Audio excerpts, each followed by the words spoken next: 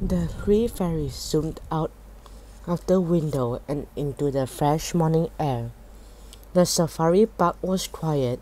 No visitors were allowed in this early, and most of the keepers were still in bed. Every now and then a peacock let out a shrill cry. Everything else was still. Rachel and Trusty flew over the animal habitats. "It is funny," said Trusty. "At the start of the week, the safari park seemed like a big maze. Now I feel as if I'd known my way around it with a blindfold on." "That is because you have been helping to take care of the animals every day," said Selma. "Looking after animals and their habitats is the best way to get to know them." "There is the snow leopard enclosure," said Rachel, pointing down to the waterfall at the center of the enclosure. "But I cannot see a single snow leopard." The rock walls around the waterfall were rugged and steep. They looked as bare as gray as the walls of Jack Frost's castle. But Selma smiled. "Look again," she said. "Snow leopards are good at hiding." They looked closer, and suddenly Rachel glimpsed a rock with black spots all over it, and then she realized that it was not a rock at all. "Oh my goodness," she said, laughing. "It is a snow leopard.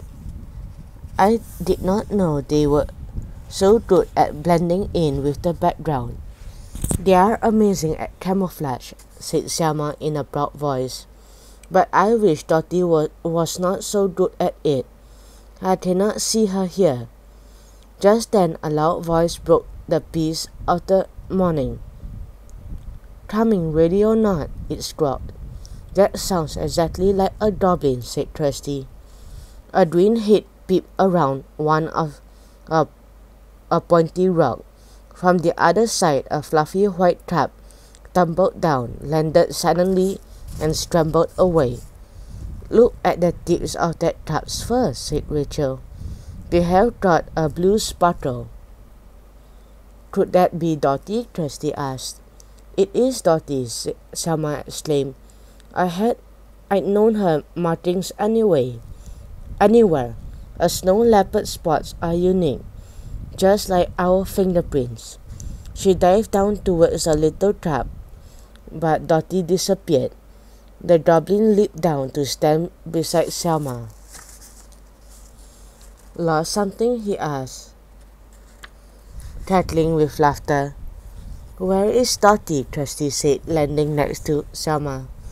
"Hiding," said the goblin. "She is playing hide and seek with me." Just then a thick white tail poked up from the rock behind them. It gave a shy wave. "Found you," shrieked the goblin. "Here, Tiddy Tiddy, will you like a saucer of milk?" "She's not a pet cat," said Trusty. "Dotty, it's me," called Selma. Dotty jumped on a rock and gave a happy rumbly purr. But before Selma could reach out to touch her, she had leaped away again. "She thinks we are playing a game," said Rachel. "Dotty, please come to us." Dotty bounded off into the opposite direction. The fairies and the goblins chased after her.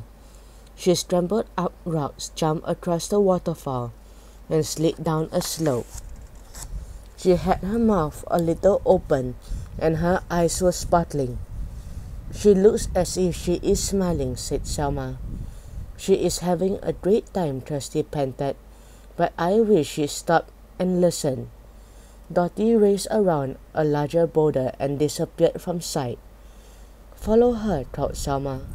The fairies whizzed around the boulder and thump! They flew straight into someone in a long flowing cloak. Dizzy and surprised, they fell to the ground with a bump. Selma dropped her wand. "Got you," shouted a loud voice. They looked up to see Jack Frost grinning at them. Dotty was tucked under his arms. He scooped up Selma's wand and clutched it in his fist. "Now we can have some fun," he said, holding the tiny wand in his fingertips. Jack Frost waved it around wildly. Sparks of fairy dust fizzed from it. "My wand isn't supposed to be used like that," Selma cried. "Let me have it." "Oh yes," said Jack Frost. "I'll let you have something."